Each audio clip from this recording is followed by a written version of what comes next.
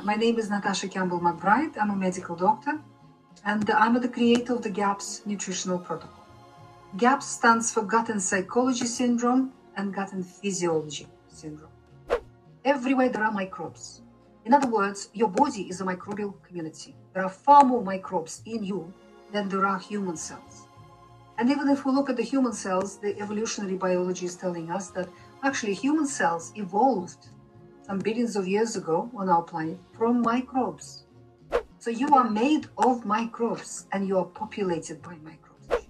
If you had a trauma, if you had stress, if you got polluted by chemicals, radiation, toxins, if you were starving and got wrong nutrition, for example, or malnourished, you become malnourished, then the microbes would evolve certain species of bacteria or viruses or protozoa or something else, which is perfectly suited to deal with that situation. In short, your digestive system, instead of being a source of nourishment for you, becomes a major source of toxicity. We live in a world of nutritional misinformation, nutritional propaganda, because we have a food industry, we have a medical industry, we have agricultural industry, we have the world is in the grip of global corporations, global monopolies. So the propaganda for veganism comes from these corporations. And it's very cleverly wrapped up into emotions and ignorance. It's addressed to people who are ignorant and whose emotions are easily switched on. They can press your buttons very well. And it's usually based on vegetarianism is healthy, you're saving the planet, you're being kind to animals, and so on and so on. Yeah. All of these statements are completely false. You have to turn them upside down and then you will see the truth. Dag lieve mensen, leuk dat jullie kijken naar een nieuwe aflevering van de Zietak. Vanavond heb ik een hele speciale gast bij mij en ik ben heel erg trots. Ik volg haar al jaren en ik heb al haar video's gezien. Ik heb enorm veel van haar geleerd. Zij is de uitvinder van de GAPS diet en zij heeft heel veel, echt honderden, duizenden mensen wereldwijd kunnen helpen genezen van autisme, van psoriasis, van schizofrenie, van kanker, heel veel verschillende ziektes. En ik dacht, nou, misschien krijg ik nooit de eer om haar bij mij in de show te hebben. We hebben haar gemaild en ze is heel lief, ze is heel down to earth. En zij is vanavond hier bij mij, Dr. Natasha Campbell-McBride. Dr. Campbell, welcome to my show. It's an honor to have you.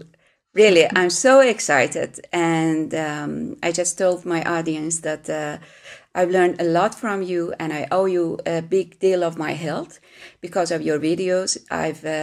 I watched almost every video from you that I could find on internet and I've sent it to all of my friends and everybody who looks at your video. Doesn't matter, are they vegan or vegetarian? After that, they reply, that's true what she says. That's true. So I'm very excited for tonight. For the people who don't know you, please introduce yourself and tell us everything that you want to tell us. Okay. Thank you for inviting me. I'm delighted to be here speaking to this audience. My name is Natasha Campbell-McBride. I'm a medical doctor. And I'm the creator of the GAPS nutritional protocol. GAPS stands for Gut and Psychology Syndrome and Gut and Physiology Syndrome. And in the English, it abbreviates to the same GAPS. GAPS concept is a global phenomenon. Since my first book came out in 2004, which is almost 20 years ago now, it's spread all over the world. The book has been translated into 24 languages. Which means that this information is very much needed all over the world. We have an epidemic of GAPS. What is GAPS? What is it? We have people who have abnormal gut flora. Everybody knows in our modern world that we have some microbes living inside our digestive system. Even the Western medicine and Western science in the last few years got interested in this concept, started researching it, and they gave us a number that 90%, according to their calculations, 90% of all cells in the human body are in your gut flora. They are microbes. 90%. So your body is only 10%. It's a shell, a habitat for this mass of microbes that live inside you. So all this hygiene and antibacterial gels and everything is a complete nonsense. It's actually does more harm than good. And to go further, as we continued researching this, we've discovered there is nothing microbe-free in the human body. You have microbes in your blood. Everywhere there are microbes. In other words, your body is a microbial community. There are far more microbes in you than there are human cells. And even if we look at the human cells, the evolutionary biology is telling us that actually human cells evolved some billions of years ago on our planet from microbes. And they actually never forgotten who they are. Many human cells still have an ability to revert back to the microbial state that they came from. So you are made of microbes and you are populated by microbes. Your body is a huge, balanced microbial community. So you were talking about the bacteria. Okay. Human beings are very good at creating an imbalance in nature. Every time you take an antibiotic, you kill off a lot of bacteria in your body. Mm-hmm. These bacteria were controlling a whole myriad of other microbes, of fungi, viruses, protozoa, all sorts of other microbes. So once these bacteria are gone, those microbes will get out of control. Any microbe in nature can cause trouble if they're out of balance. The only way to live with microbial communities around us is to have balance between them. So they start overgrowing these other microbes and they start causing disease in your body, wherever this happens. If your microbial community in the body, if your body, which is a microbial community, is well balanced, no microbe from outside can get inside you.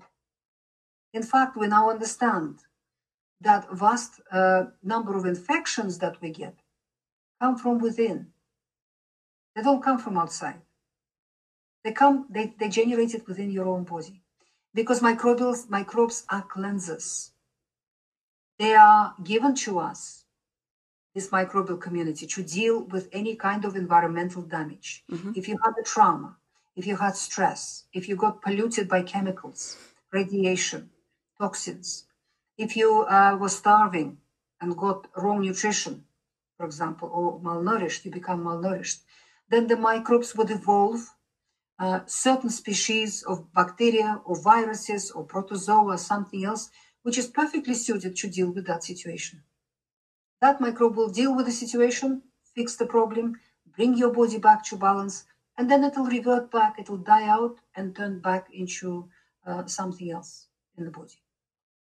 So all these sterilizing chemicals that people are using, sterilizing shampoos and all these other, chemicals, are completely and utterly unnecessary. In fact, what they do, they pollute your body with toxic chemicals, which have no place in your body.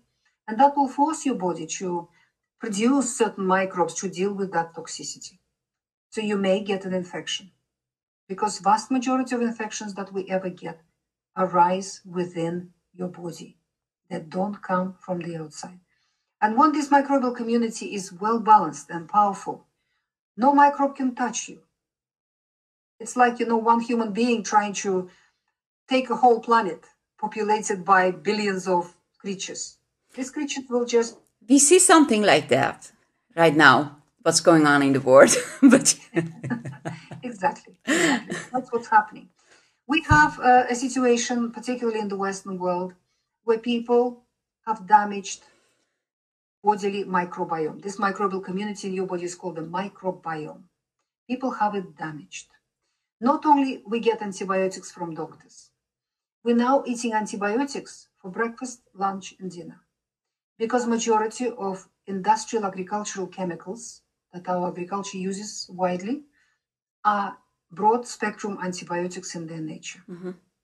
Every bite of food you buy in a supermarket is full of chemicals which are antibiotics in their nature.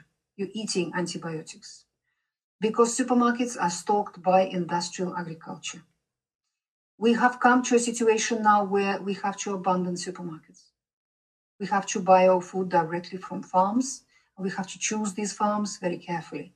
And every country in the Western world has hundreds and hundreds of decent, loving, good, organic farmers who are doing their best against all the adversity they get from the government doing their best to produce real, proper, clean food. So we all have to do that, particularly those of us who care about our health and the health of our families. So another fact that we have to understand is that parents, the mother and the father, pass their microbial flora to the child. The mother starts passing it during 9 months of pregnancy. As the body of the baby starts forming inside the mother's womb, it gets populated by the microbial community that the mother has in her body. If she has abnormal microbial community in her body, that's what the baby will get. And then at the moment of birth, the baby goes through the birth canal and swallows a whole world of microbes in the mother's vagina. The vaginal flora comes from 2 places. It comes from the mother's bowel. So if a woman has abnormal gut flora, that's what she will have in her vagina, and that's what the baby will get. The second source of it is the father. If the father has abnormal gut flora, that flora will populate his groin, will come out of the bowel and populate his groin, and he shares that flora with the mother on a regular basis through sexual contact. So that's how Mother Nature designed it. Both the mother and the father pass their bodily flora, their gut flora, to the child at the moment of birth. Babies who are born through C-section miss this step, and the research shows that they have impoverished gut flora. Certain very important species of microbes are missing, and that's why these children are particularly prone to developing allergies, learning disabilities, and other problems. So we have now generations of people with abnormal gut flora.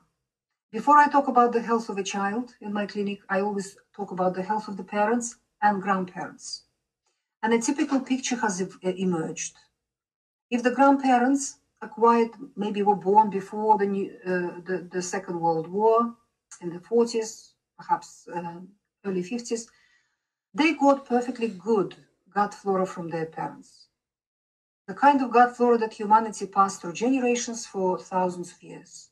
Healthy, normal gut flora. But then antibiotics were invented, and they came onto the market in the 60s, end of 50s, beginning of 60s. And maybe these grandparents had a couple of courses before they had their children. So they passed to their children slightly damaged gut flora. Then their children grew up in a very different world. As children, they grew up in a world where antibiotics were given to them for every cough and sneeze throughout their childhood, where vaccinations came onto the market, which caused a devastating damage to everything in the child's body, where industrial agriculture appeared on the planet with all its chemicals, with the increasing amounts of chemicals, antibiotic-like chemicals, where junk food and processed foods came in, where girls at the age of 15, 16 were put on a contraceptive pill, has again a devastating effect on that microbiome in your body, that microbial community. Why is that so? Why is birth control pills are devastating for our microbiome? Because microbes produce hormones. They have their own hormonal balance. They have hormones. In fact, now researchers are saying that our gut flora, which holds the majority of microbes in our bodies, it's the headquarters, it's the big ministry of that microbiome. It's the headquarters of our microbiome. Every microbe produces hormones. The flow of hormones that comes from your digestive system into your blood is very powerful, huge, and it goes all the time. So researchers are now telling us that your gut flora is the biggest and most powerful endocrine organ in your body. What are contraceptive pills? They're hormones. These are synthetic hormones. You're interfering in your hormonal balance. All your endocrine organs, including the gut flora, work as a team. They all affect each other. If one hormone goes out of order, the rest of the system will readjust and go out of order as well. It will be a new normal for that system, which is not normal for your health. You will start getting symptoms and problems because hormones are powerful molecules. They affect every cell, every function, every organ in the body. Every hormone gives us a whole long list of symptoms, pretty much everywhere, all over your body. You become sick all over. So taking contraceptive pills is interfering in a very delicately balanced hormonal system in your body. It is a fool's game to try and interfere somewhere like that. Absolute, just crazy game. And many women nowadays take these pills for quite a few years before they're ready to start their family. Almost everybody. Yes. So by the time that generation of people have their first child, they pass very damaged gut flora to their child. Far more damaged than their parents gave to them moment of birth. And with every generation, we're now getting a situation where it's getting worse and worse and worse. Your microbiome, your microbial community in your body is your constitution, is how healthy you are going to be or how sick you're going to be, how robust your health is going to be. If you have acquired a damaged, unbalanced microbiome from your parents from day one of your life, from conception pretty much, you have a damaged constitution. You are born already with a weak constitution and you're going to be ill from a very young age. And that's what we see, the holistic doctors, that's what we see in our clinics. The babies and children that we see today have much worse constitution than children that we saw even a couple of years ago. Yes. It's an absolute avalanche coming upon humanity. It's an absolute, just terrible avalanche. My first GAPS book focused on the brain. That's the yellow book, which has been translated into many languages. There it is. Yes, there it is. That focuses on the brain, this book. But I've written a second GAPS book, which is Gut and Physiology Syndrome, and that one came out in 2020. And this one focuses on the rest of the body. Because when your gut flora is abnormal, if a child got abnormal gut flora from the parents from the start, what happens? These pathogenic microbes, first of all, damage the integrity of the gut wall. The gut wall becomes porous and leaky. Holes develop in the gut wall. So food doesn't get a chance to be digested properly before it absorbs. It absorbs undigested through these holes. Then the immune system finds this undigested food in the blood, looks at it and says, you're not food. I don't recognize you as food, and attacks it. It attaches all sorts of complexes and cells to it. So this great big huge molecule forms in your blood. And wherever this molecule gets to, you will get symptoms. You will get problems. And the reaction, these are food allergies and intolerances that people develop. And vast majority of Western population now suffer from some kind of allergy or intolerance. Pretty much everybody. Yes, yes. There are very few people left who don't. And the reaction can be anything under the sun. It can be a skin rash. It can be a blood pressure drop. It can be a blood sugar drop. It can be an energy drop. It can be a panic attack. It can be an asthma attack. It can be a psychotic attack. It can be heart palpitations. It can be anything at all. And the reaction can be immediate or delayed.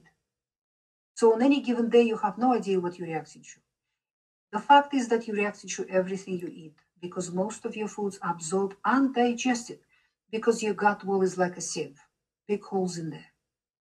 GAPS nutritional protocol is designed to heal and seal the gut wall, close up all those holes.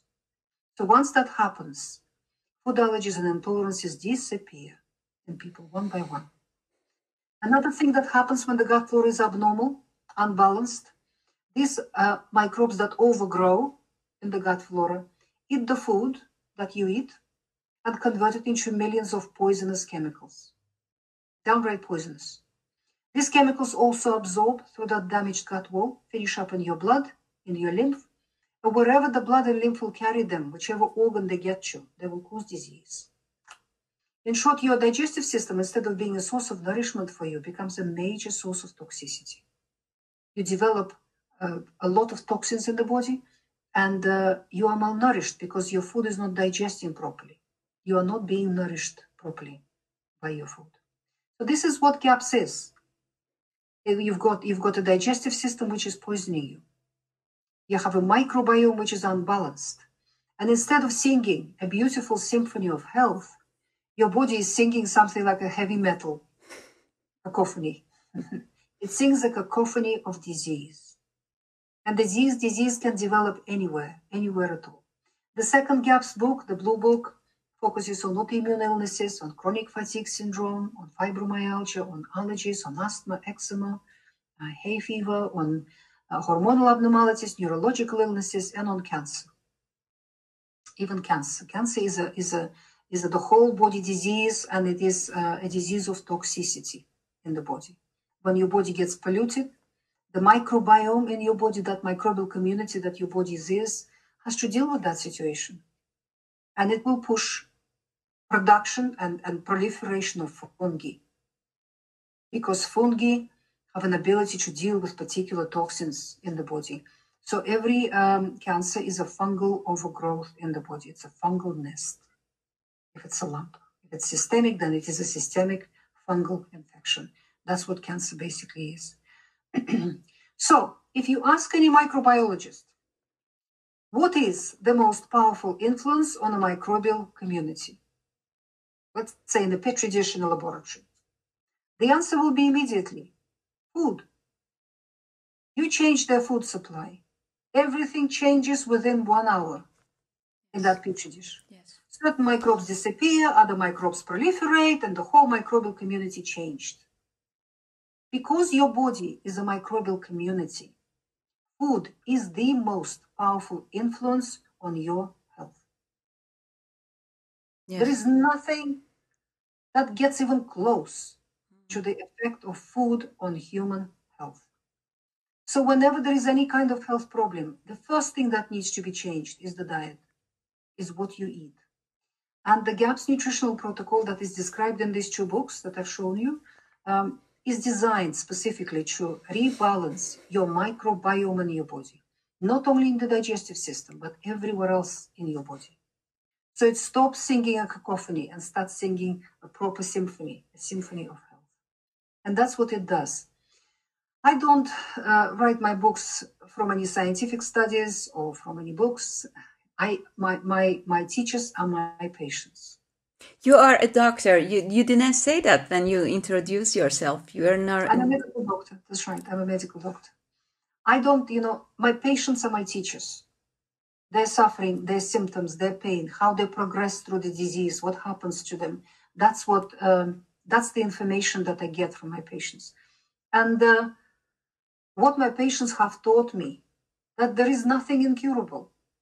Nothing. Multiple sclerosis is curable. Rheumatoid arthritis is curable. Hashimoto is curable. Lupus is curable. Chronic fatigue is curable. Fibromyalgia is curable. Myalgic encephalomyelitis is curable. Every hormonal disease. Neuropathies, Guillain-Barré is curable. Amyotrophic lateral sclerosis. A few decades ago, I would have never believed that because I trained as a neurologist, as a mainstream neurologist, and I would have never believed that this is possible. But it's my patients who recover. Come to me, and I can't ignore that. That's a fact standing right in front of me. Yeah. A person who recovered. Even cancer is curable. For some time, I thought that perhaps GAPS nutritional protocol is not appropriate for cancer, until one of my GAPS practitioners has put me right. She cured her husband from the worst form of melanoma, amelanocytic melanoma. When people are diagnosed with this form of melanoma, they're given a few weeks to live, usually.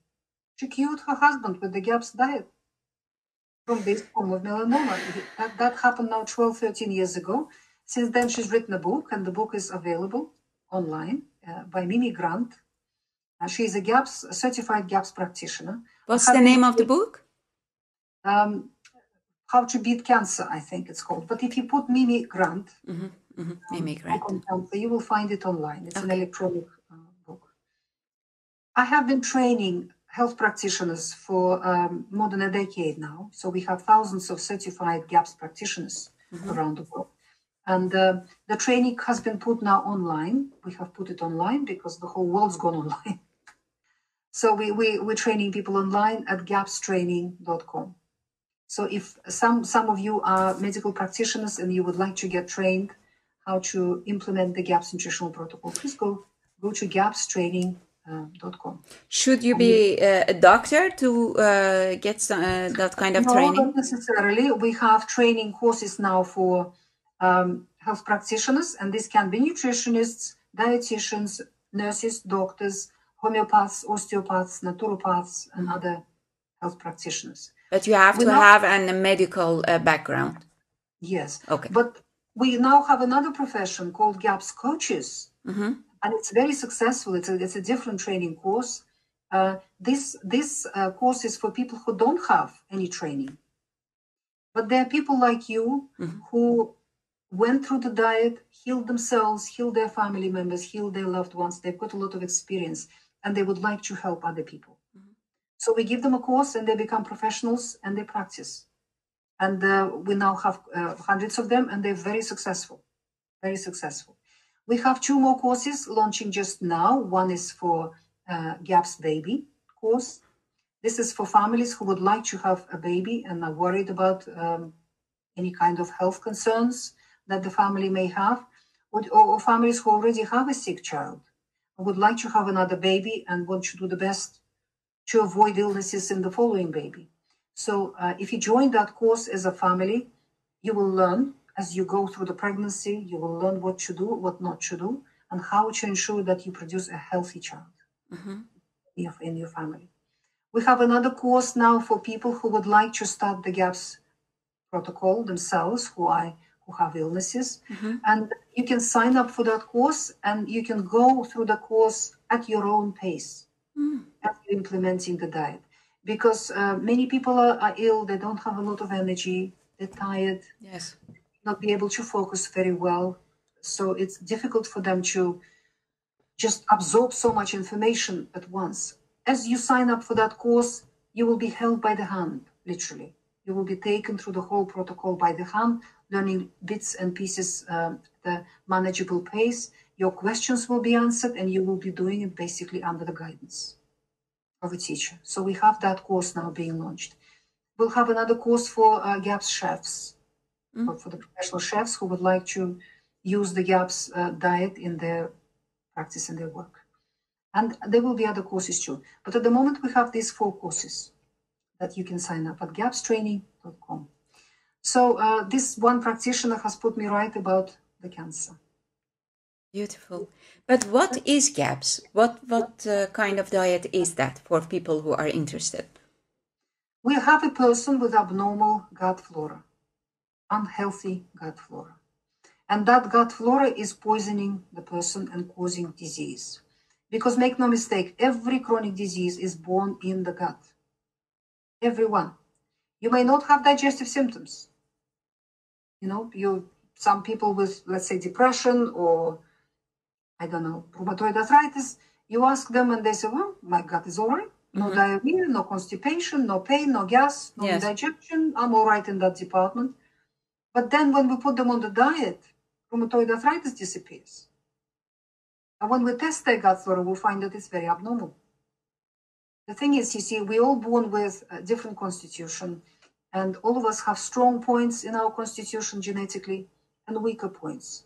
And if your digestive system is your stronger point, it can have a lot of damage and yet give you no symptoms. It will work around the problems. Human body has an ability to compensate, to work around problems. For example, you can have cancer in your body for 20 years and not know about it.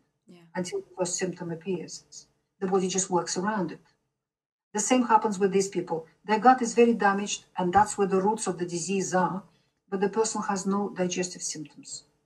So whether you have digestive symptoms or not, make no mistake, if you have a chronic disease, the roots of it are sitting in your digestive system. It is GAPS.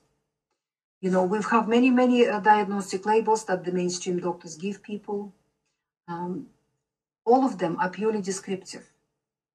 Just a bunch of symptoms is taken, put into a box, and that box is called, I don't know, rheumatoid arthritis, or autism, or ADHD, or schizophrenia, or depression, or something else. What this box doesn't include is what actually is the root cause of the disorder, what causes it, and what do we do to get rid of it, to cure it. It doesn't include that, because the real cause underneath, from my point of view, is GAPS. All diseases are born in the gut. This is a statement that the father of modern medicine, Hippocrates, made thousands of years ago. And he's absolutely right. Because your body is a microbial community. And majority of that microbial community lives in your gut. And because food has the most powerful effect on any microbial community, where do we put food?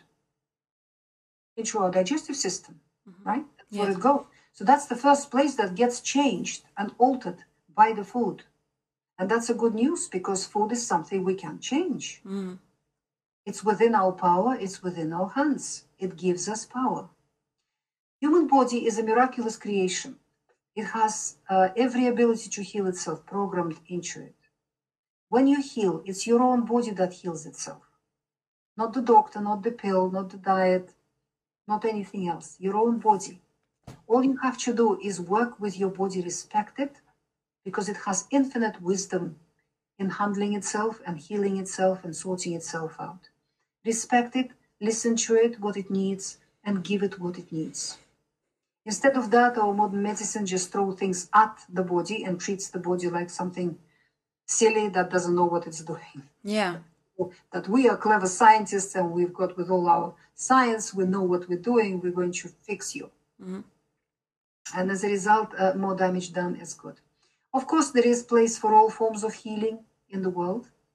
If you get hit by a bus, God forbid, you want mainstream medicine. Because mainstream medicine has wonderful ability to save our lives when it comes to that. They will know how to deal with that trauma, how to fix you, so then you can go home and heal. Your body can heal. But when it comes to a chronic degenerative condition, mainstream doctors do not know what causes them, and they are told that they're incurable, all of them, that there is nothing we can do about it. All we can do is control symptoms. So all the doctor will do for you, if you go with a chronic condition to a doctor, they will give you drugs to suppress pain, to suppress inflammation, to suppress swelling, to suppress this, that, and the other, to suppress symptoms. And all doctors believe that all chronic diseases are incurable. So they will tell you, all we can do is just make you a bit more comfortable by suppressing symptoms, but you will continue being ill, and eventually that disease will destroy you. Eventually you will die from that disease. That is the paradigm in the mainstream medicine. Yes. In the alternative medicine, my patients are showing to me day after day after day that everything is curable. As long as you address the root cause. And the root cause is imbalance in the microbial community in your body, which is gaps. Gut and psychology syndrome, gut and physiology syndrome. And the only way to fix any microbial community is through food. If you change your food, you change the microbial community, your whole body changes. What is the right food? What is the right food? What is kind of poison for our body? Because we eat wrong.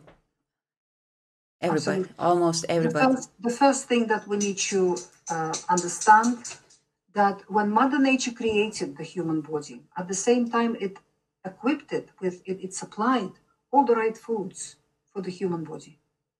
So we have to buy food in the shape and form that Mother Nature made it, which means nothing processed, nothing in packets, nothing in tins, nothing, that's been made in a factory and then mixed up and presented to you in a colorful packaging.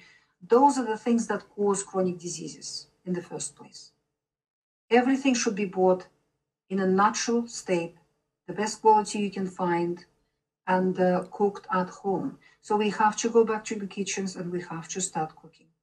We cannot trust food industry to feed us, because food industry is a business, and business is about profit. It's not about your health.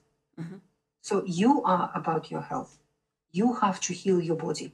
When you start cooking from scratch yourself in your kitchen at home, and cook for health, not for vanity, not for looks, not for taste, not for this, that, and the other, as people do, for health. What you're doing, you're giving your body a message. I love you. I'm doing my best for you. And just that message alone is very healing for your body. You have to love your body, because only love heals. Nothing else. Not vanity, not looks, not pride, none of that heals. Only love heals. And every human being has an immense power. We are very powerful creatures. If you want something, and if you keep that power within your hands, if you don't give it away to some doctor or somebody else, you keep it to yourself, that you are healing yourself, then you will heal. If you've given your power away to somebody else, there can be no healing. because it's only your own body that can heal itself. You've taken its power away and you've given it away. Your body has no power to heal itself anymore. And you're throwing things at it because you believe in science, or you believe in doctors, or you believe in something else that you think is clever. What's now very, you hear everywhere that vegetarianism is the way to health, veganism is the way to health, for our body, for our environment, and meat is the one who gives us cancer.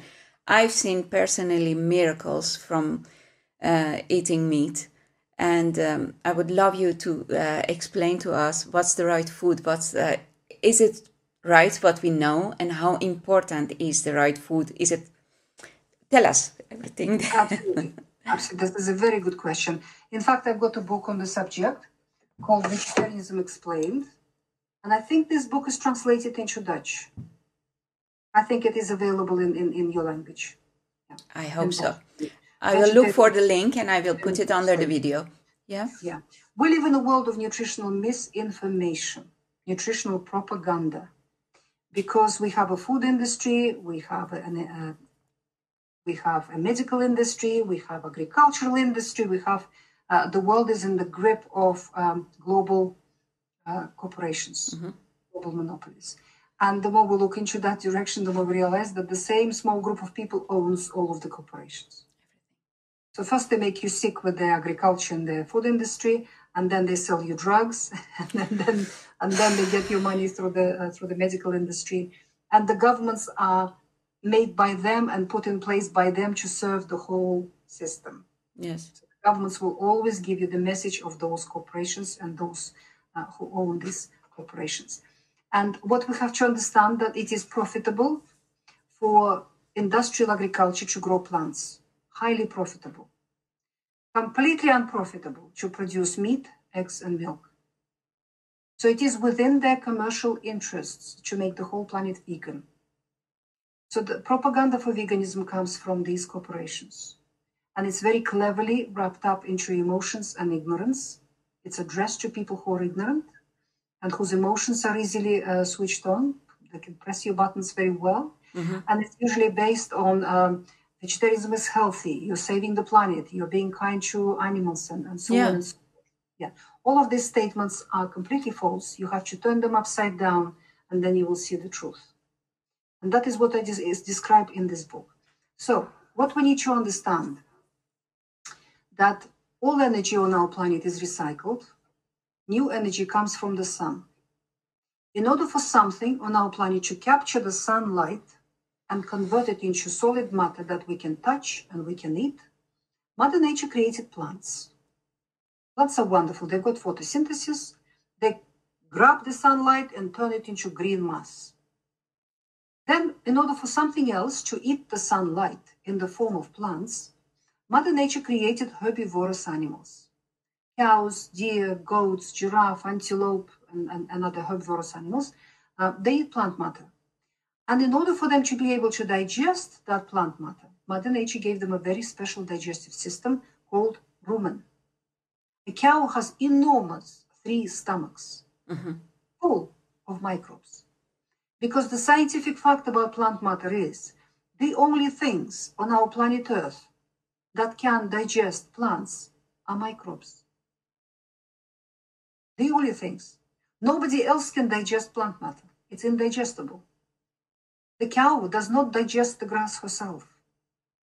Her rumen, her 3 enormous stomachs, are full of microbes. So when she swallows grass, it goes into those stomachs, and the microbial community there does the job for her. They digest the grass for the cow, converting it into all sorts of nutrients, and that's the cow is fed. In order then for something else to eat the sunlight in the form of herbivorous animals, Mother Nature created omnivores and predators. And we human beings belong in that group. We don't have a rumen. We have a small stomach which produces hydrochloric acid. When you're hungry, the acidity is below 2, below 1 pH. Very hostile environment for any microbe to survive in. That is why human stomach is almost sterile. In fact, it's the only place in the human body where there are very, very few microbes surviving because of that hydrochloric acid. Because only microbes can digest plants on this planet. Plants are indigestible for the human digestive system. Is the news for all the vegans and vegetarians. You cannot digest plant matter. And from my experience, my clinical experience, and the clinical experience of all my practitioners, the more the digestive system of a person is damaged, the less they're able to digest plant matter. So the more it's damaged, ulcerative colitis, Crohn's disease, IBS, any kind of digestive disorder, the more severe it is, the more we have to remove plant matter out of the diet. And it's based on these patients that I had to create a no plant GAPS diet. We have now a variety of GAPS diet, which is called no plant GAPS diet. Because about 10 years ago, I was contacted by a group of mothers from America whose babies were diagnosed with a condition called FPIES, Protein-Induced Enterocolitis Syndrome. Basically, it's a few weeks old baby, which is exclusively breastfed. Nothing else is given, just breast milk to the baby. Vomiting, diarrhea. The child is losing weight, not growing, not developing, dying, basically. Doctors do tests, find that the child cannot digest any protein, and then the horror begins. They put on synthetic formula made out of soya, the breastfeeding stops, pipes go in, all sorts of things happen, and these babies develop severe physical and mental disabilities, usually. This condition is becoming more and more prevalent. It's growing, it's going like a rocket in statistics. So I try to put these babies on the first stage of the GAPS introduction diet, which is very, very limited, because I knew that plants are difficult to digest, even for a human being with a cast iron digestive system, impossible to digest. But these children had a very, very damaged digestive system. So we removed most plant matter. They were on meat stock, they were on egg yolks, fermented dairy, and maybe a little bit of vegetable matter. And diarrhea would not stop, vomiting would not stop. So we had to remove and remove until we removed all plants. And once we've removed all plants, these babies started thriving. Vomiting stopped, diarrhea stopped. They started growing, they started putting weight on, they started developing. I have children now with this condition which have been on a no plant diet for 5, 6, 7 years. Thriving, beautiful children. Clever, intelligent, doing well at school, playing sports, doing fantastically well. But as soon as we try to introduce a little bit of a plant matter, a little bit of a vegetable into their diet, diarrhea returns, vomiting returns. So these babies, and then children with ulcerative colitis, whom I put on the same diet, and people with Crohn's disease, and people with severe mental illnesses, have taught me a fact that human beings can live perfectly well without plants. We do not need them at all to thrive. But we cannot live without animal foods. Let me come back to the human stomach. So that human little stomach, which produces hydrochloric acid and pepsin and other elements of the stomach juice, this stomach juice is perfectly designed to digest meat, fish, eggs, and dairy. Plants are indigestible. They just sit in your stomach doing nothing, waiting. Then whatever's digested in your stomach goes through a few meters of intestines, and that's where the absorption of food happens. And the only things that could absorb in those intestines are things that got properly digested in the stomach, which is again meat, fish, eggs, and dairy. Plants do not digest. And so the only things they can contribute are a few juices, a few minerals, a few vitamins, some cofactors and things like that. And then the whole mass, animal foods are usually almost fully absorbed in the intestines. And that plant matter just goes through, finishes up in your large intestine, in your bowel. And that is where the majority of the human gut flora lives. That's where the microbes jump on that plant matter, digest it to a certain degree. So what happens in a cow's rumen happens in the human bowel. The difference between the cow and the human is that in the cow, her rumen is at the beginning of her digestive system, before absorption happens. In the human being, it's at the end. Too late. Or the absorption already happened higher up. So plants do not feed the human body because they're indigestible. On top of that, when we look at the composition of the human body, about 70% by weight is water. So when we remove water out of the human body, what's left, the dry weight of a human body, is almost 50-50 protein and fat. When we analyze human protein and human fat in a laboratory, we find that in their biochemical composition, they're almost identical to protein and fats that we get from meat, fish, eggs, and dairy. Plants have lots of proteins, lots of fats. The most researched protein in the plants is gluten. Mm-hmm. And the more we research that protein, the more we realize nobody can digest it. It damages everybody. Even people who seem to be okay, eating bread and pasta and like that, they're still being damaged. They just don't realize it. They don't realize that their migraines and their PMS and their eczema or cystitis or whatever else, or susception to infections is due to that bread and due to that pasta because they're reacting to gluten. And that is just one protein. What happens, the plant proteins and plant fats are inappropriate for building our protein and our fat. The amino acid composition is wrong, certain amino acids are missing, other amino acids are in excess. The same with fats. Plant fats are largely polyunsaturated. Human body needs a tiny amount of polyunsaturated fats, so it's enough to eat a lettuce or apple or a handful of nuts and you'll get plenty. Plenty, you don't need any more. The bulk of fat consumption that a human being must do, and half of your dry weight is fat. Your brain is largely fat. Your bone marrow is largely fat. Your thyroid is fat. Your pancreas is fat. Your adrenals are fat. Your heart is sitting in a fat chamber. Your kidneys are sitting in a fat chamber. Fat cushions all the organs and keeps them in the right position. Fat is a structural element of the human body. We cannot live without it and we must eat fat. And the only fat that is appropriate for human body comes from animals, not plants. Plants are poisonous. The fats that come from plants are actually poisonous. We now have a stack full, huge amount of scientific studies to show that vegetable oils and cooking oils cause every disease under the sun. They're not just associated, they cause heart disease, they cause cancer, they cause obesity, they cause diabetes, they cause infertility, they cause malformations in babies, they cause autoimmunity, they cause all sorts of things.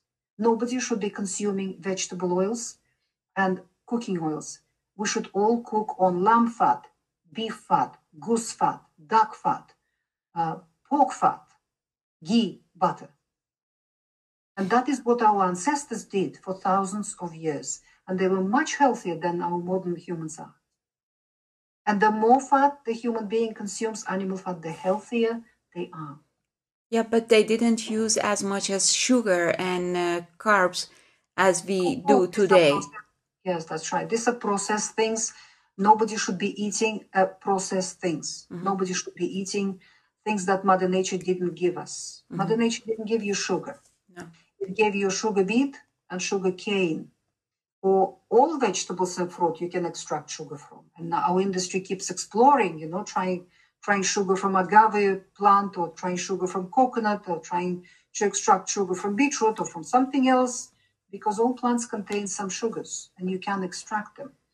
But the problem with sugar is table sugar, that is sucrose. In order to digest it and process it properly, human body requires many nutrients. For example, it needs 56 molecules of magnesium for 1 molecule of sugar. It needs dozens of chromium. It needs enzymes. It needs proteins. It needs amino acids. It needs fat-soluble vitamins, all sorts of things. So when we take a piece of sugar cane or sugar beet, natural, fresh, and analyze them in a lab, we find that indeed every molecule of sugar in these natural plants is surrounded by all those nutrients, those 56 molecules of magnesium and so on. But what do? Nobody's chewing sugar beet, are they? Nobody's chewing sugar cane as it is. People buy sugar. When we take these vegetables, these plants to the lab, to the factory, extract sugar out of them and throw everything else away, that molecule of sugar comes into your body like a highway robber. It needs those 56 molecules of magnesium. Where are they going to come from? They'll be pulled out of your brain, out of your muscles, out of the smooth muscles in your blood vessels, and out of other structures in your body, leaving you magnesium deficient. Magnesium deficiency is a very serious problem in our modern world. The first thing that happens when you have a magnesium deficiency, your blood pressure goes up. 100% of our high blood pressure epidemic in the world is caused by magnesium deficiency. By that spoonful of sugar that you had with your coffee or tea, or that biscuits you had, or chocolate you had, or breakfast cereal full of sugar you had, or something else you had. If you stop consuming these things, your blood pressure will normalize without any pills. Children go hyperactive. People can't focus when magnesium is low in the body. You get muscle cramps. You get kidney problems. You get all sorts of problems. Your brain cannot function without magnesium. All sorts of things happen. And sugar is the most addictive substance on the planet. The second most addictive substance is wheat flour. Thing made out of it. So majority of humanity are basically drug addicts. They're addicted to sugar and wheat flour. But coming back to vegetarianism. So let me summarize. The only foods that feed and build the physical structure you live in, the human body, are meat, fish, eggs, and dairy. Plants do not feed you, do not build your physical structure. So why do we eat plants at all? Because plants are cleansers. They have a powerful ability to keep our bodies clean on the inside. Plants are medicine, and plants give us colors, flavors, variety. It's nice to have them. But the core of your diet, in order to feed yourself and maintain the physical structure of your body, have to be animal foods. What about cholesterol? Cholesterol is good for us. It's one of the most important molecules the human body produces. I have another book that I'd like to show you. I think you are freezing. Dan, can you come and have a look? Because you're freezing again. En we cannot see the book. Of kunnen we daar niks aan doen? Nee, zij is bevroren. Yeah, you should just wait. Oké, het is nu al iets van een half uur zo. Het is van een half uur zo. Al zo? Ja. Meer? Ja. Waarom zeg je dat niet? Ja, ik probeerde elke keer, maar je kon mij niet zien. Maar ik wil haar ook niet onderbreken. Okay, we cannot see your book right now because the picture is freezing, but maybe on the end. So go on. It's called Put Your Heart in Your Mouth. I have a book of red color, which I'm not sure if it has been translated into Dutch language or not. I don't think so, because I've looked for that and it's not, I couldn't find it in Dutch. It explains what actually causes heart disease. Cholesterol and animal fats do not cause heart disease. That is a false hypothesis that has been proven entirely to be wrong. In the last 30 years, science knows that cholesterol and fats, animal fats, do not cause heart disease. They do not cause cancer. They do not cause diabetes. They do not cause any of those illnesses. In fact, they prevent them and reverse them. They're essential for us to eat. And I have a whole book on this subject. But in other books, I have chapters on this subject as well. So that needs to be understood very much. So those who follow pure plant-based diet are called vegans. Veganism is not a diet. It is a form of fasting. You are fasting. Fasting can be very healing. There are many people who recovered with fasting from very severe chronic diseases, because when you're just eating plants and not eating any animal foods, you're not feeding yourself, but you are cleansing in a powerful way. And if you're overweight and your body is full of toxins, a period of cleansing will be very good for you. But no longer than a month, maximum 40 days. Because while you're cleansing, and usually people who stop eating bread and sugar and other processed things, and go on a vegan sort of protocol where they eat lots of vegetables and fruit and they don't eat those junk foods, they start feeling better, because A cleaner body feels better than a toxic one. But at a certain point, your body will finish cleansing and it will become hungry. And it will give you a signal. I'm hungry now, feed me. The way your body will give you a signal, it will give you a desire for a piece of meat, for bacon and eggs, for roast chicken, for a pot of cream, for cheese, or for something animal like that. The problem is that many vegans in our world are doing it for emotional reasons, political reasons, religious reasons, and other reasons. They don't listen to their body. They override that signal. They force their body to continue cleansing when the body is asking to be fed. And at that point, the body has no choice but to start breaking down less important tissues like muscle and bone to feed vital organs, to feed your heart, your brain, your lungs, your liver, so you don't die. So these people start losing muscle mass and start losing bone mass. And the next, usually their immune system collapses and then the nervous system collapses. The typical situation for long-term vegans is cancer. They usually die from cancer eventually. Because you're not feeding your body to any degree, you are just cleansing. One of my friends told me, asked Dr. Natasha, he is vegan for 5 years and his child is also about 5 years old, and they just had a blood exam and everything was okay. He said, how come that everything is okay with my body after 5 years of being vegan? Well, let me tell you a story. I had a boy who was 26 years old who came to me and told me this story. He said, I was a vegan for 4 months, and one day I was walking along the street distributing leaflets about veganism and vegetarianism, and the smell of roast chicken wafted out of a shop. He said, I went into some kind of trance. I walked into the shop, I bought a whole chicken, I came outside, I sat on the floor, on the ground, and I ate the whole chicken. And then he said, I came out of this trance and I was so ashamed of myself. And you're the first person that I have ever told this to. I have never told anyone about this. So he was the first person who told me about this phenomenon in vegans. Then I met another person who told me the same story, then another. And then I met a recovering vegan, a lady who said that she's writing a book on this phenomenon. What happens with long-term vegans? That their bodies, when they come to a point when they're starving to such a degree that this simply cannot continue, they will shut down your conscious mind and you will have a binge on animal foods. And then when you come out of that binge, majority of these vegans are so ashamed of themselves, they keep it like a little dirty secret, which they don't open to anyone. Because by then they have blogs on veganism and they've written books on veganism and they told everybody about their veganism. And so the body satisfies its needs for animal protein and animal fat. And then they can go on being a vegan for a bit longer. And then they have that binge again. And some of these people don't even remember these episodes.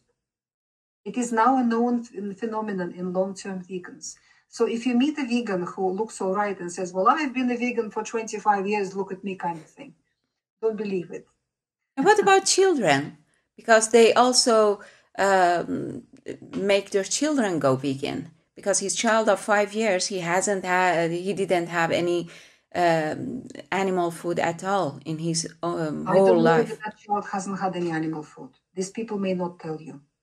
Really? Because to grow, children need building materials. And the only building materials that are suitable for the human body are animal building materials coming from animal foods.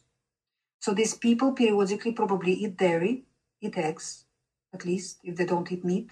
Mm-hmm. So it is possible to be a healthy vegetarian as long as you eat plenty of eggs and dairy and periodically have meat and fish as well to maintain the physical structure of your body. And for a child, you have to build their physical structure. So they have to eat a lot of dairy, high-fat dairy, and a lot of eggs to survive that. And such cultures exist in India. Mm-hmm. I've been to India several times and I've spoken to these people. I specifically researched this subject in India. And the traditional Indian vegetarianism is not out of religion or out of any kind of emotional or political reasons. It's out of poverty. India is terribly overpopulated. It always has been overpopulated. The poverty there is just staggering. And these families, if they have an animal, they can't afford to eat it themselves because they can sell that animal for meat, and they can, the money that they get, they can buy rice for the whole year for the whole family. But they all have chickens and ducks, and they eat plenty of eggs, as many eggs as they can get into their rice and into their vegetables. And whenever they offered meat or offered fish, they will never say no, because that's out of poverty. The evangelical veganism and vegetarianism arrived to India at the beginning of the 20th century from America with the books of a New Yorker, Nathan Pritikin, who wrote very successful books on veganism. Nathan Pritikin himself was a very adamant vegan. He eventually got 3 forms of leukemia at once. And no matter how doctors try to convince him that you just can't be a vegan, you have to start eating meat in order to recover from this leukemia, he refused, because he's written so many books and sold millions of copies all over the world. So he struggled for a few years with his leukemias and eventually died from them. And that's what happens to long-term vegans usually. They either develop Alzheimer's disease or Parkinson's disease or multiple sclerosis or leukemia or cancer of some sort. What about the environment? Want you see everywhere, go vegan, save the planet, and CO2 from the cow, and all this that is nonsense. What I've explained in this green book, that all of this propaganda is coming from global corporations who are profiting on this propaganda. Every statement they make, you turn it upside down and you will see the truth. It is a lie. Vegans are not saving the planet, they are destroying the planet. That is the fact. I know that, but people don't accept it when you say that. Yes. And also we have to understand, if you look at this subject, global corporations and global super wealthy elite have invested hundreds of billions into new technologies of synthetic meat, synthetic eggs, and synthetic milk. Synthetic meat is already on the market. It's already in supermarkets. It's poison. Synthetic milk and synthetic eggs are in the pipeline. They will be out soon. These investments that they've made, real meat, real eggs, and real milk, are a competition to them. So they're now set to get rid of animal husbandry altogether for the majority of humanity on the planet. Because these corporations are ruling the planet. They're increasingly become more and more powerful. Far more powerful than individual governments, presidents, or anybody else.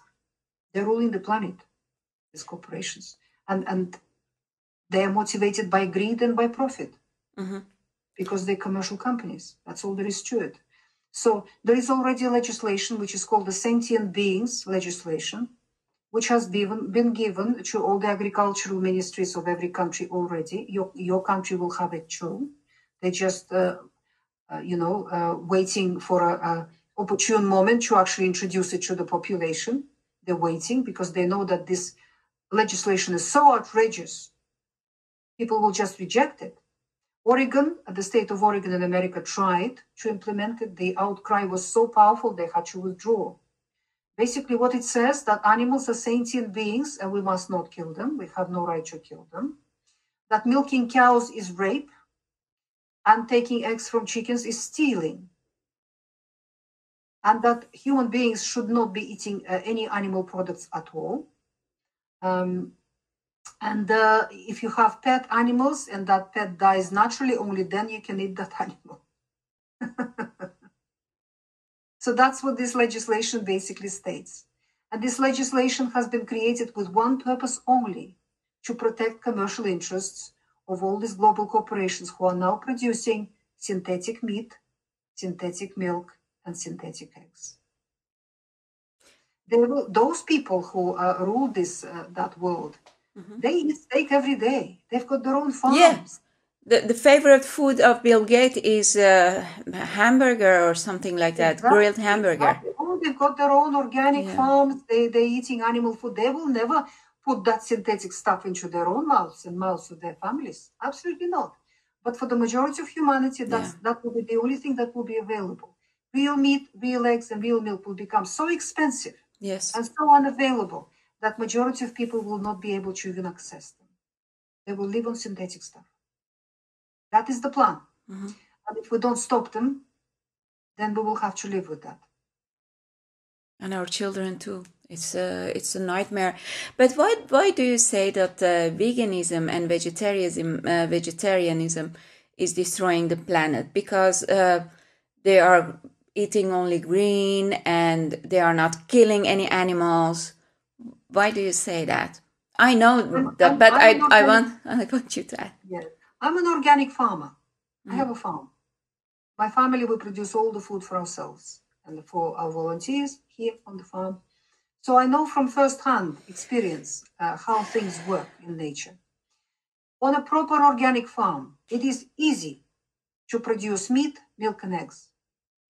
You have 1 hour in the morning, 1 hour in the evening. That's it. As long as you provide your animals and birds with free-ranging, proper organic pasture under the sunlight, they take care of themselves. The rest of the day is free for you. You can work. You know, I'm a doctor, I work. And yet I look after my animals in the morning and in the evening and milk the goats in the morning and feed the chickens and feed the pigs and all the rest of it. So animals are easy in an organic setting. But growing plant matter, my God, that's where all the work is. Full-time job for many people, hard labor. And no matter how much you try, you can do everything by the book, everything perfectly. The weather's not right, you know, it rains at the wrong time, or there was a cold spell, or something else happens, or some farmer sprays some chemical nearby and all the insects run away and find my organic garden. You've done everything and your carrots just don't grow, or your cabbages don't grow, or something else happens. The yield is unpredictable in an organic setting with plants. It's very hard work. It's a lot of hard labor. And what you get at the end of it, you have no idea. You might get nothing. You might get very, very little. Yeah. In an industrial setting, these two things swap. For industrial farmers, arable industrial agriculture, from 1960s, the scientists have worked it all out beautifully. Now, here's a hybridized seed sprayed with these chemicals. Here's a machine for this and a machine for that. You just plant this seed. You spray this on day 5. You spray that on day 14. You spray that, next time. And it works. All these plants grow. There's not a weed inside. All these perfect-looking fields. And the yield is fantastic. A yield of what is a big question. Nutritional value of all these plants is very low, and they're full of chemicals. But nobody's interested in that. It's the visibility, it's the yield, it's the mass of it, it's the profit that you get from it. So it's easy for them and profitable. And with all the technologies, very soon, all these tractors and combine harvesters and machinery will be robotized. Right now, one person can serve thousands of acres with a big machine. Just one farmer sitting there, he puts it on a computer, something, he just sits there reading newspaper. Well, the machine is driving alone, doing all the work for him. Very soon, they will replace the farmer with a robot. Humans will not need to work at all. So this is easy, profitable, and the government subsidize these things. The profit comes from the government subsidies for growing plant matter. With animal husbandry, however, in the industrial setting, it's very difficult, unprofitable, completely unprofitable, because they've taken all the animals off pasture. Real animals and birds must be on pasture. And not some hybrid grass sprayed with chemicals. No, it should be proper organic pasture with more than 60 herbs and grasses in a mixture there. The animals need to be under the sunlight. Only then they're healthy and happy. And only then they produce proper quality meat and proper quality milk and proper quality eggs. What this industrial agriculture has done, they've taken all the animals and birds off the pasture and locked them in prisons called confined animal factory operations, CAFOs. They feed them, they overproduce, they've plowed all their pastures, they're producing grain, the government pays them the subsidies for that grain, whether they sell this grain or not, and they're overproducing grain. And then they feed that overproduced grain to those poor animals and birds in the prisons, in those factories. Grain is not the right food for animals and birds. It makes them sick. They need grass. Pigs need grass. Cows need grass, sheep, goats, chickens need grass. Because when they're on pasture, chickens dig and they find worms and insects, they find all their own protein, their own meat there. And chickens eat a lot of grass. It's from the grass, from carotenoids in the grass, that the color in the egg yolk comes from, in a real egg.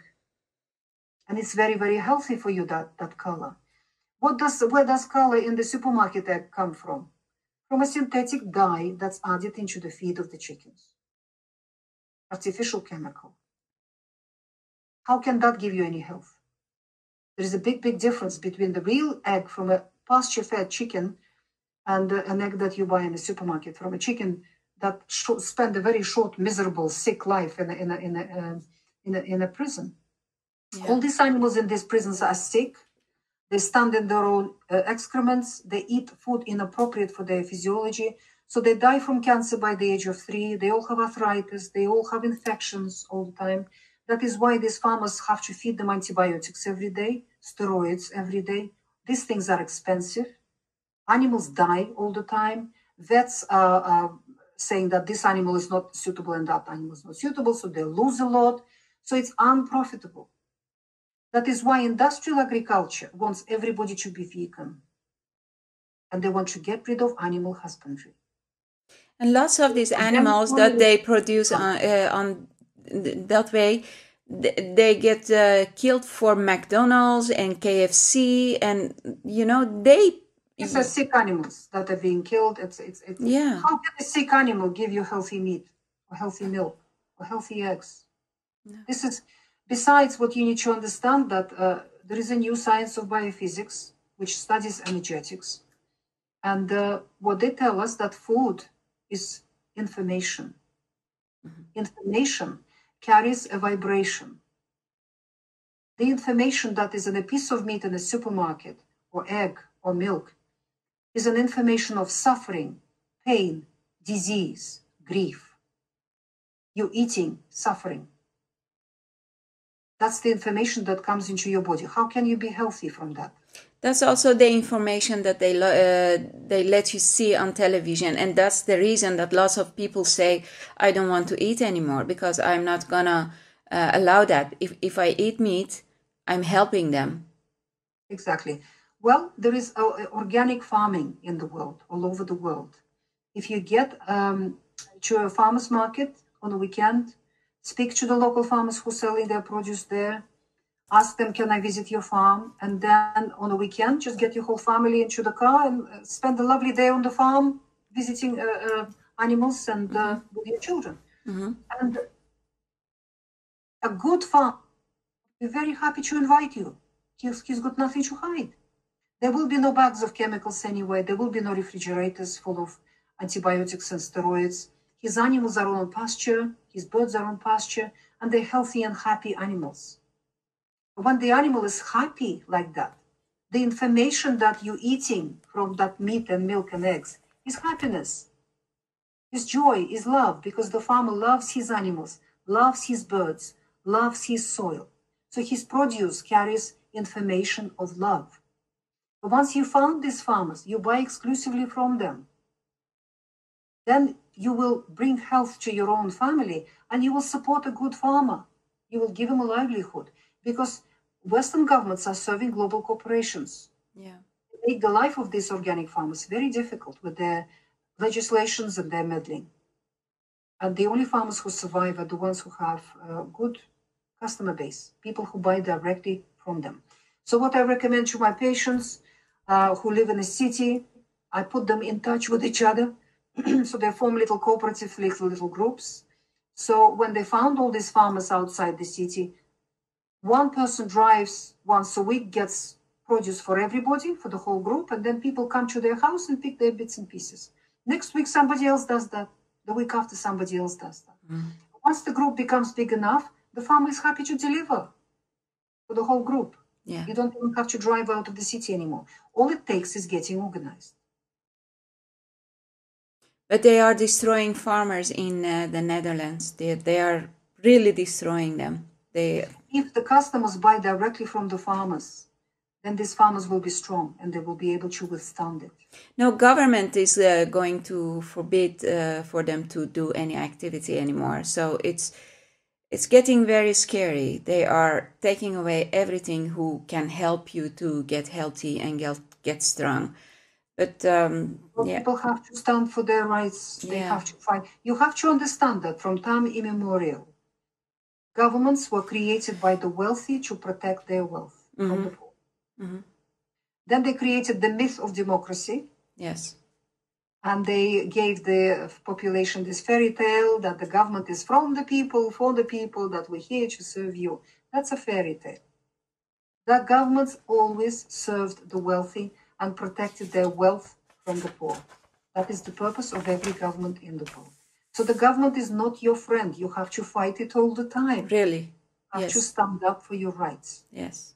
That's what people need to do.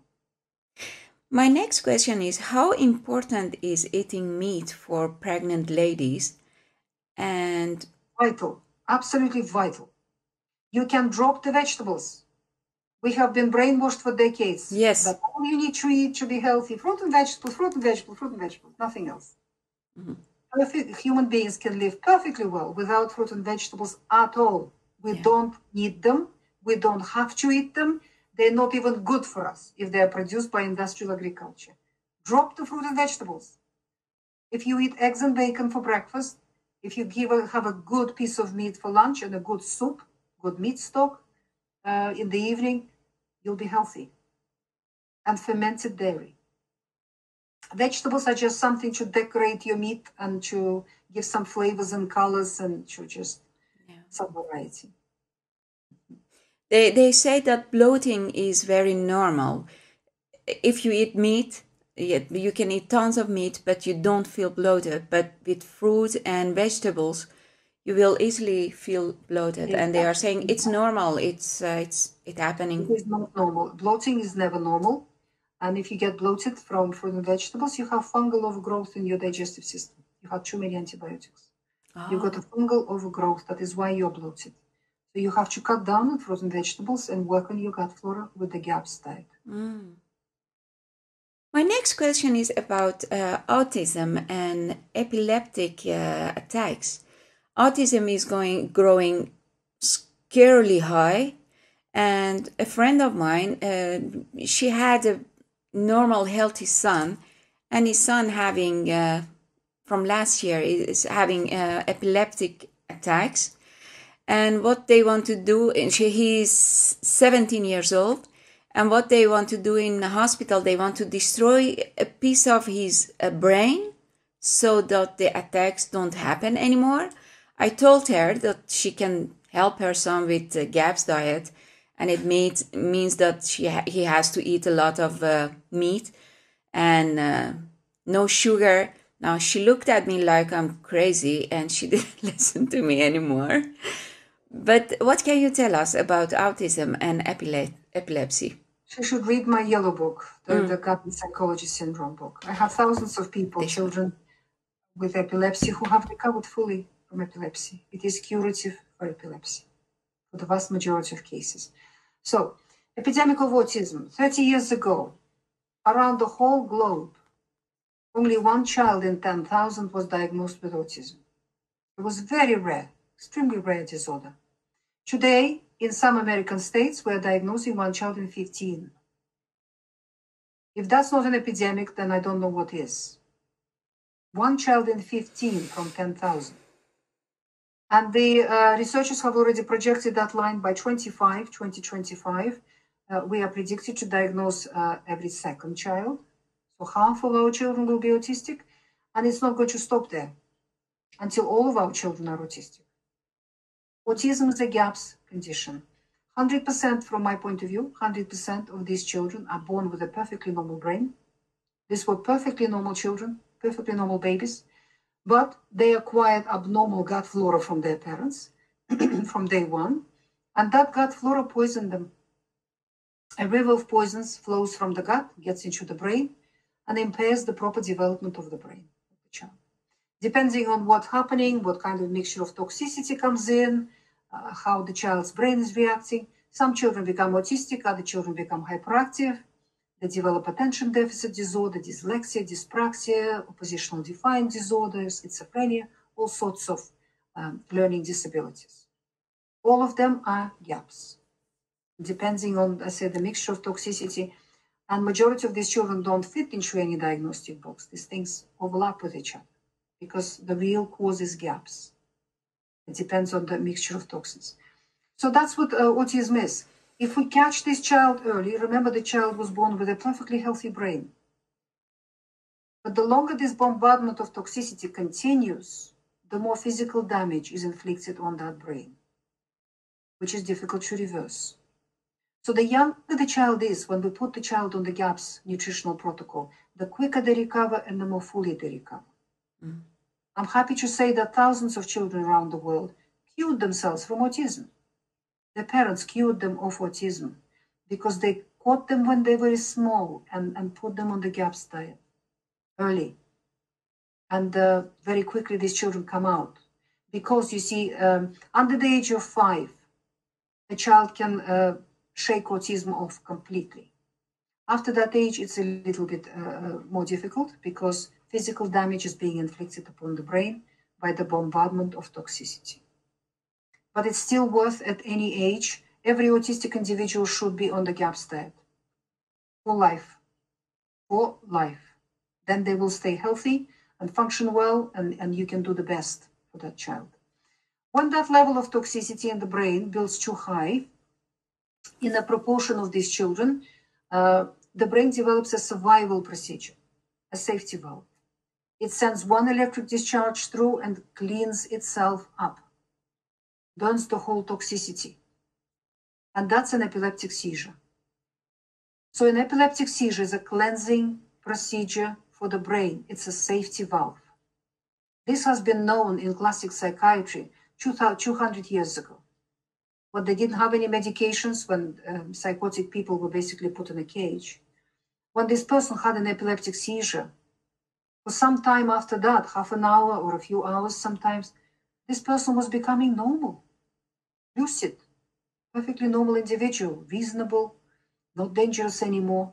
But then as the toxins keep coming from the gut, continue coming, they build up in the brain again, the person would slide into psychosis again. So epileptic seizure is cleansing for the brain. The last thing these children need is another toxin added to the mixture of toxins in the brain in the form of an anti-epileptic medication. Mm-hmm. All anti-epileptic medications as a side effect, if you look at the description of the pharmaceutical company, they have a side effect of epileptic seizures. They cause epileptic seizures. There are some rare cases where a child may have several grand mal seizures a day. That's very dangerous. The child can die, so they do need anti-epileptic medication to suppress the brain activity. That's what this medication basically does. It zombifies the child, changes the child's personality, suppresses ability to learn. Personality goes, these children just become couch potatoes usually on medication. But a vast majority of children are not in that category. They just have one seizure and then they have no seizures for months afterwards. Mm-hmm. Yet they're put on medication. Mm-hmm. Should happen instead, they should be put on a GAPS diet. And chances are there will be no more seizures because you can fix the problem. You heal and seal the gut. And as a result, that river of toxicity from the gut stops coming to the brain and the brain cleanses up. The brain cleans itself all the time. And there will be no need for epileptic seizures anymore because the brain becomes clean. Okay. Wonderful. Wonderful. It's almost 2 hours that we've been talking. So. Yes, thank you, Dr. Natasha. I was looking at the time also. I hope that once more that we can reschedule once again, not in a very short future, but whenever you can. And I will say goodbye to my audience and I will come back to you. Yeah, thank you very much. Thank you very much for your time. I always enjoy everything you share with us, and you say it in a very humanly way. Thank you very much for inviting me, and thank you for your work. Thank you, thank you. Thank you. Thank you. Lieve mensen, Ik hoop dat jullie ervan hebben genoten. Ik kan niet genoeg krijgen van haar. Hebben jullie vragen? Stel het onderaan de video en dan ga ik ze bundelen. En dan ga ik haar nog een keer uitnodigen voor een gesprek. Koop haar boek. Het is echt een bijzonder interessant en informatief boek. Ik ga al haar boeken aanschaffen en allemaal lezen. Als wij werken aan onze gezondheid, lichamelijke gezondheid en mentale gezondheid, dan kunnen wij de wereld redden. Dank jullie wel voor het kijken. Kunnen jullie ons helpen? Op welke manier dan ook. Dat waarderen wij enorm. En ik zie jullie volgende keer. Dank jullie wel. Hier praten wij over de vergeten belang van een stabiele maatschappij en verloren kracht van een gezonde burger.